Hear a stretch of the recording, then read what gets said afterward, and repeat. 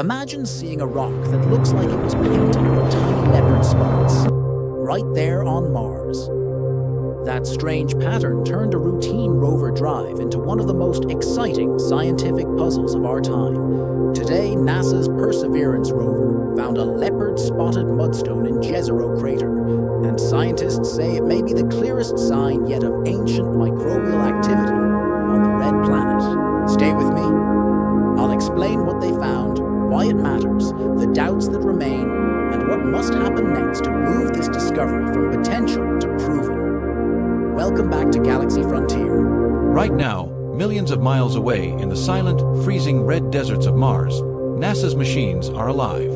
They hum quietly in the thin Martian air, wheels grinding over rock, robotic arms digging into crimson soil, instruments scanning the ancient dust for secrets billions of years old.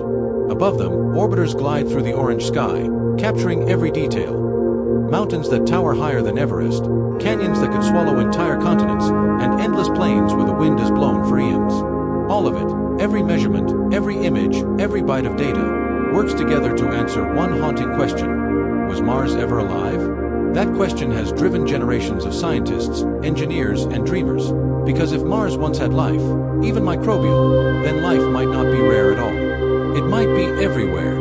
The mission begins here on Earth, inside NASA's sterile clean rooms, where a single human hair could compromise a billion-dollar machine. Technicians wrapped in white suits assemble robotic explorers with unshakable precision. Every bolt, every sensor must survive the punishing journey through deep space and still function on a planet where temperatures plunge to minus 100 degrees Celsius. Engineers torture test these machines, freezing them, shaking them, bombarding them with radiation, because on Mars, there are no second chances. Then comes the launch. Rockets like Atlas V or Falcon Heavy roar to life, towers of fire pushing fragile rovers toward the stars. Beneath all that fury rides something delicate, a machine that will one day whisper across the void, "I'm safely on Mars." Each mission carries not just metal and fuel, but decades of human hope, ingenuity, and sacrifice. Landing on Mars, however, is one of humanity's greatest challenges, what NASA calls the 7 minutes of terror.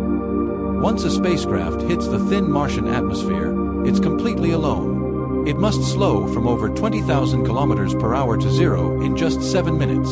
Parachutes deploy, heat shields peel away, retro rockets fire, and the sky crane lowers the rover with breathtaking precision. Then, silence, followed by a faint signal traveling millions of miles to Earth, confirming the rover is alive. In that moment, mission control erupts in cheers and tears, but for the team, it's only the beginning. Once deployed, rovers like Perseverance and Curiosity begin their slow, methodical hunt for the fingerprints of water and life. Their cameras reveal a world both alien and eerily familiar.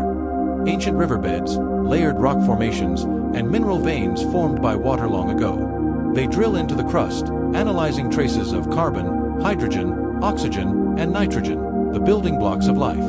Meanwhile, orbiters high above act as watchful eyes, mapping terrain and pinpointing minerals that once formed in liquid water. Each new discovery adds a piece to the puzzle, suggesting that billions of years ago, Mars may have looked much like Earth, with rivers, lakes, and perhaps even oceans beneath blue skies. Imagine waves lapping on a Martian shore, clouds drifting above a living world.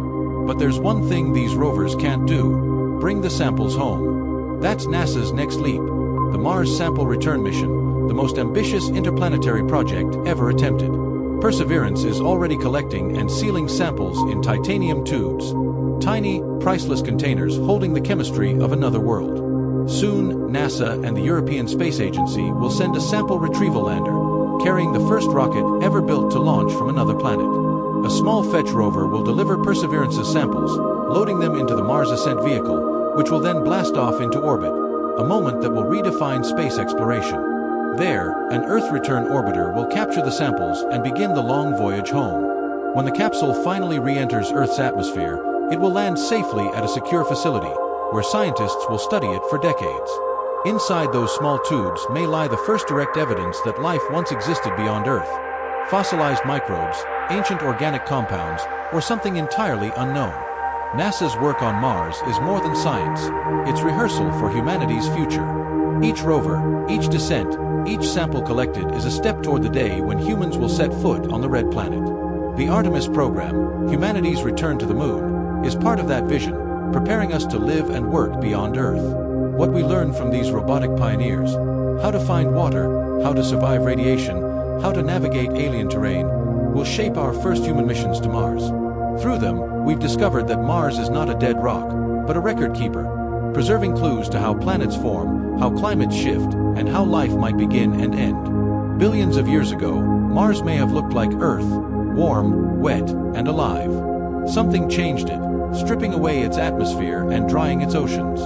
By understanding what happened there, we may better understand our own planet's past and its future. So as NASA's rovers continue their lonely trek across the Martian surface, collecting dust, drilling rocks, and transmitting their findings back across the void, one truth stands clear.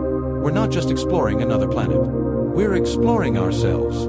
Every image, every grain of Martian dust, every byte of data connects us to the wider story of the cosmos, a story that began long before us and will continue long after. Somewhere beneath the red dust, Mars may still hold the answer to the oldest question in human history. Are we alone? And if we find that we are not, if life once sparked on another world, then everything we know about existence will change.